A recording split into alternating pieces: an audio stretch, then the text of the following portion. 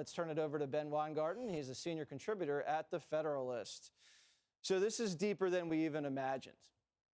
Yeah, absolutely right. And I think, you opened tonight by talking about the street crime that people were able to commit with total impunity. And then look at thought crimes. Thought crimes, you have the FBI, CISA, and every single other agency under the sun working hand in glove with big tech. And of course, stenographers in the media further ginning up this concern over mis, dis, and malinformation to eviscerate the First Amendment. It's a conspiracy to eviscerate the First Amendment to consolidate power. And when Yoel Roth talks about what happened in 2016, what happened in 2016 was that Donald Trump won, and they could never allow a catastrophe like that to happen. So again. This was the insurance policy playing out. It wasn't just Peter Strzok and Mueller.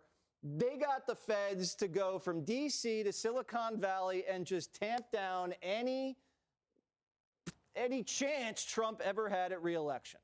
It's absolutely right. And, Molly Ball wrote that infamous piece in Time, that expose, where they admitted what they did.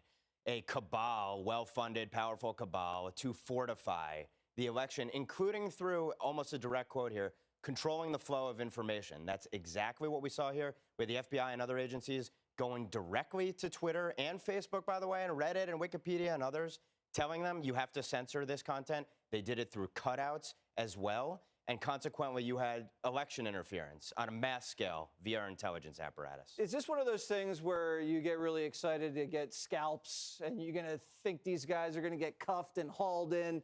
Is this going to happen, or are we just getting our hopes up here?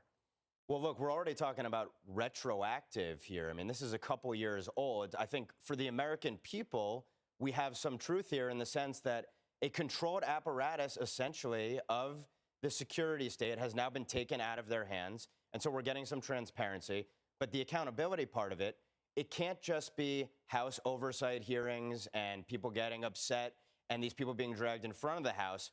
More than that, there has to be real teeth to accountability. And I think that means First Amendment violation cases, real power here, not just kabuki theater in Washington. I feel like it's not going to happen. I feel like it's not going to. It's the same thing happened with Durham, right? Yeah, and to your point about Durham, I mean, how remarkable is this?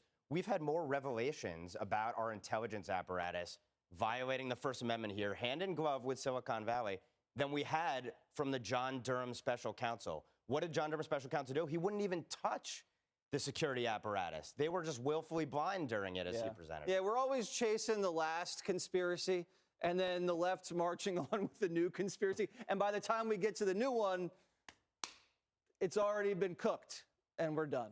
Ben, thanks so much for covering the story. Thanks so much for having me.